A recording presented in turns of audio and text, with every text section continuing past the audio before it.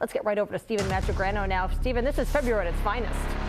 Yeah, Erica, we have one storm ongoing right now and maybe already seeing another one potentially down the line in that 7-day forecast, but still plenty of time to watch that system. For now, though, we've had the wintry weather across our area. We had some snow last night. Most areas picked up, relatively about 2 to 4 inches across the area, then changed over to sleet and ice.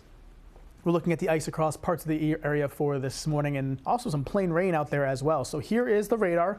You can see, again, the green represents the rain across Bristol County, Mass. And out towards the Cape. Still seeing some freezing rain across western parts of Rhode Island as well. So again, it's kind of a battle of that cold air. That freezing line is pretty much right overhead of us, that 32-degree mark across the region. Here's Providence, raindrops in the lens. You can see some snow on the ground, low visibility as well. Temperatures still in Providence, you're at 32. Smithfield, you're at 32 as well, but notice east of those areas, you're above freezing. From Taunton down towards Newport and New Bedford, you're at 35 there down at the coastline. So again, that ice threat is really across the northwestern parts of Rhode Island. So let's jump into it here. The winter weather advisory remains in effect across the entire area, again, with those temperatures near freezing in spots. Also new this morning, a wind advisory for tonight and tomorrow. As our storm system pulls away, we'll be looking at some very gusty winds behind them, and they could be gusting as high as 50 miles per hour, maybe some locations seeing some locally higher gusts as we head into Monday. But for today, the timeline, again, the morning hours, that ice changing over to rain, still some slick travel expected.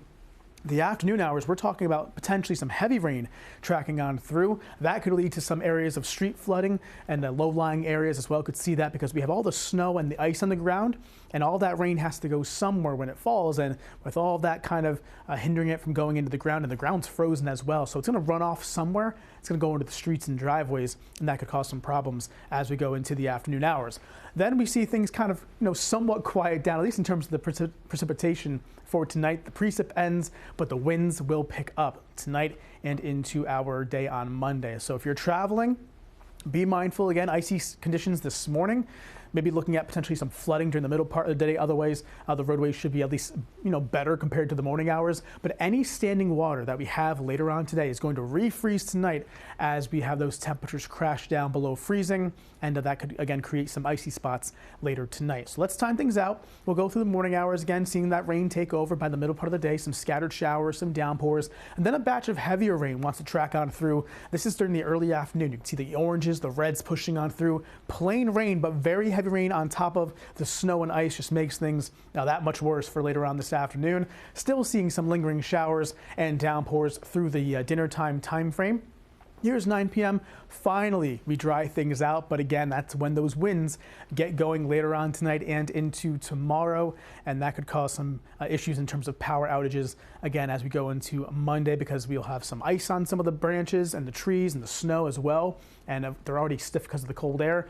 Definitely does not, bode well as we have those gusty winds following the storm system. But at least Monday's drier across our area, featuring some sunshine and some clouds across the area for us for the day tomorrow. So again, that storm system pulls away tonight, and we stay dry tonight into tomorrow. Here's that wind gust forecast. Don't take these numbers verbatim, but certainly gives us an idea of the potential peak the winds could get to. So generally speaking, we'll see gusts 40 to 50 miles per hour, but certainly would not be surprised to see some locally higher gusts during the day on Monday into Monday afternoon across the area. See all that purple? That indicates maybe gusts over 50 miles per hour. These could be a little bit overdone, but we'll see how that all transpires as we go into the day tomorrow. But regardless, very gusty, and could be seeing some power outages for our Monday. 7-day forecast featuring, again, the wind advisory for your Monday.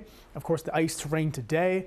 Cold air on the way for Monday, Tuesday, Wednesday. Maybe a little bit more snow for Thursday. We're watching a coastal storm.